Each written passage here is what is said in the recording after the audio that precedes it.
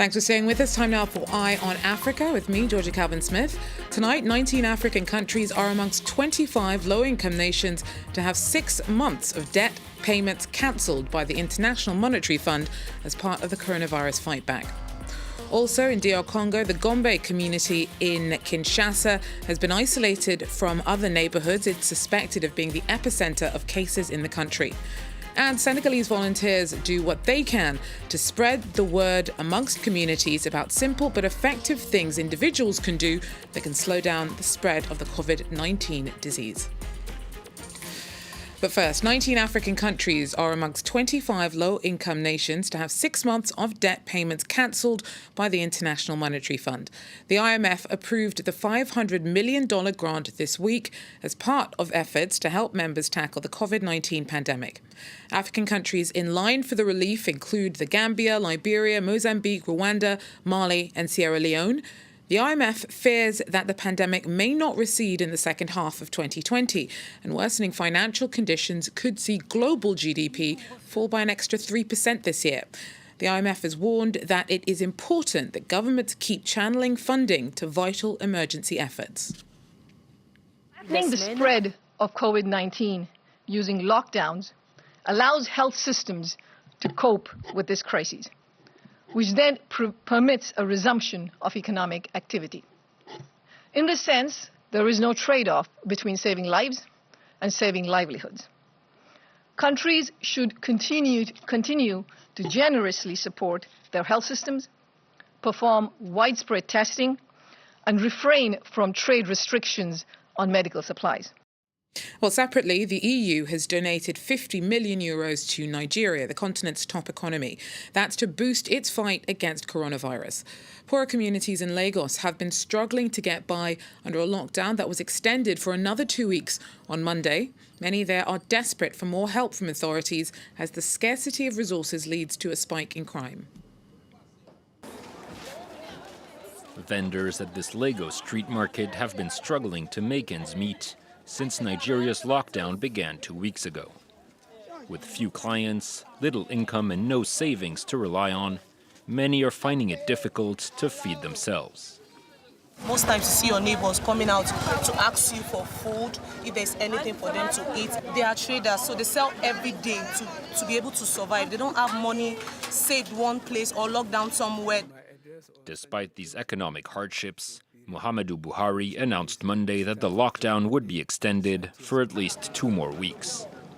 Nigerian police also said it dispatched reinforcements to Lagos and Ogun State to deal with troublemakers after it arrested around 200 suspected criminals on Sunday.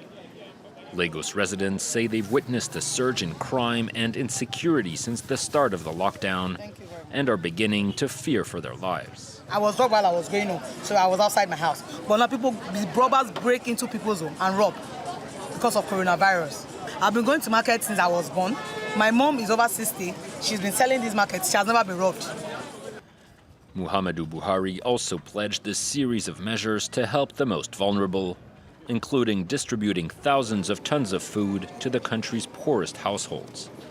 Yet several NGOs, including Human Rights Watch, have called on Nigeria to do more to prevent the COVID-19 epidemic from bringing about widespread famine. Well, Kenya's lowered its VAT rate to 14% from 16% in order to cushion citizens from the impact of the coronavirus crisis. The scarcity of food in low-income neighbourhoods in the country who are trying to deal with restrictions is ramping up tensions. There were riots in an informal settlement in Nairobi last Friday as crowds surged to pick up food that was being handed out. There are fears of similar unrest if there isn't more state support in alleviating the disproportionate burden curfews and lockdowns are having on poorer people across the continent. In South Africa, people in the Cape Town township of Mitchell's Plain clashed with police on Tuesday during a protest calling for more state food parcels. Now, the country's strict 5-week lockdown, though, has been credited with slowing the rate of coronavirus infection, but has been hard going for vulnerable communities. People came out of their homes this morning frustrated, wanting to know what happened, where is our food parcels.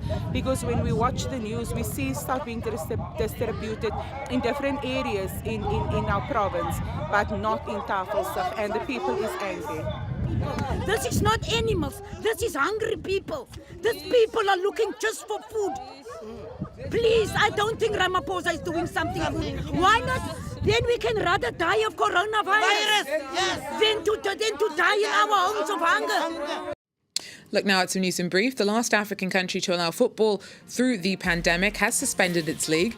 Burundi's Football Federation has said that the move was to allow assessment of venues for matches, as some might have to be used in rallies for elections due to be held on May 20th. Football bosses had earlier refused to suspend matches and insisted that it had taken enough measures to protect players. The country currently has at least 5 confirmed cases of COVID-19. The first delivery of WHO medical supplies has left a humanitarian transportation hub in Ethiopia in order to distribute cargo and aid workers around Africa. The initial shipment of personal protective equipment for health workers includes 1 million masks and goggles for frontline health staff. The gear is set to be handed out in Djibouti, Sudan, Eritrea, Somalia and Tanzania before being further distributed on the continent. The Addis Gateway is one of 8 global humanitarian hubs set up to help in the COVID-19 fight back. In Africa, there are also others in Ghana and South Africa. And a gay Kenyan refugee reportedly hung himself in protest outside of the United Nations Refugee Agency's offices in Nairobi this week. The LGBT campaigners who knew the 25-year-old Ernest Mwiru says that he was depressed because he'd struggled to get help from the UN body. He'd apparently been inquiring about funding that had been cut off earlier this year, but had been reportedly attacked in the city. He was part of a group of LGBTI refugees who'd been moved from Kakuma camp to a safe house in the capital because of earlier homophobic attacks. Now, in DR Congo, Kinshasa has been in partial lockdown for a week now. So far, the country has about 240 COVID-19 cases and 20 deaths. Local authorities have isolated the Gombe commune, the city's central business district, from other neighbourhoods. It's suspected of being the epicentre of cases in the country. Our correspondent sent us this report. The city cut in half. 1,100 police officers have been deployed to enforce a lockdown of Gombe, Kinshasa's central business district. At each checkpoint, passers-by and motorists have their temperatures taken by a medical team. Quand quelqu'un présente des symptômes, nous les prenons, nous les mettons à côté. Et si la température persiste, à ce moment-là, nous allons appeler l'équipe d'investigation. A few hundred meters down the road, Gombe has turned into a ghost town. All shops except banks and pharmacies have been closed. Yet, despite the apparent calm, local health authorities are engaged in a race against the clock. One of their missions is to disinfect all government buildings. Lorsqu'il y a beaucoup de gens, il y a un risque infectieux important. Les membres du gouvernement s'abstenaient à venir au bâtiment, dans leur bureau, par crainte de se faire infecter. The COVID-19 pandemic has primarily affected DR Congo's political elite. The country's economy minister was one of several officials who tested positive. Nous avons pris l'option d'aller commune par commune. Nous commençons par la Gombe, après le Rangalima, et puis nous allons étape par étape. Parce que ici, en fait, c'est le poumon de l'État. Tout ce qui est politique, tout ce qui est administratif, c'est ici. Il fallait commencer par ici. On the other side of town in Kinshasa's sprawling suburbs, the confinement of the city centre has sparked mixed reactions. Tens of thousands of people, from white-collar workers to street vendors, work in Gombe. Many are now deprived of their only source of income. Vraiment, c'est dur. C'est dur. Je ne sais pas vraiment comment est-ce qu'on va s'en sortir. C'est beaucoup. Et moi, je suis photographe. Je ne sais que faire la photo. Gombe will remain in lockdown until the 20th of April. The measure could be rolled out to other districts.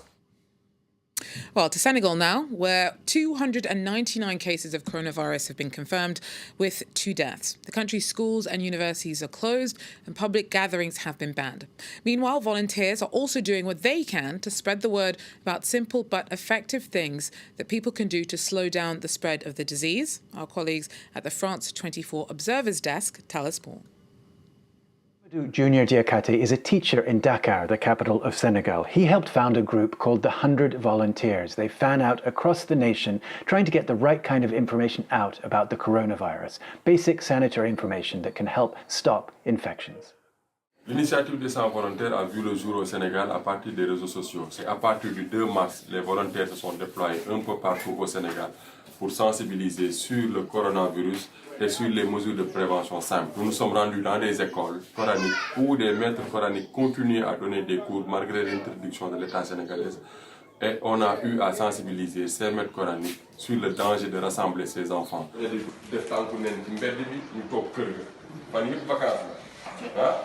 Ñu set ku ñëw kër ga rek nekk gan ngeen utal ko fu mu raxasoo ba mu set ñu doog a toog yow boo demee bitig ba dellu si nga daal di raxas sa loxo. Par la sensibilisation, on a réussi à libérer pas mal d'écoles.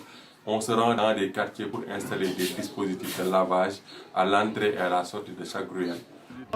Chaque passant a l'obligation de se laver les mains. Voilà, donc ici on lui demande de respecter les distances réglementaires, c'est-à-dire faire la queue en respectant 1 mètre au moins. Nous sommes rendus aussi dans des maisons pour distribuer des kits de propreté permettant à des familles défavorisées d'avoir de quoi se laver les mains chaque jour. Les 100 volontaires travaillent de manière bénévole et nous recevons des dons à partir du site internet 100volontaires.webflow.io. Nous sommes un peu partout au Sénégal et à partir de groupes WhatsApp bien organisés, parvenons à donner la bonne information reçue du ministère de la Santé. Well, that's it for Eye on Africa for now. Thanks for joining us. Do so again if you can. Take care.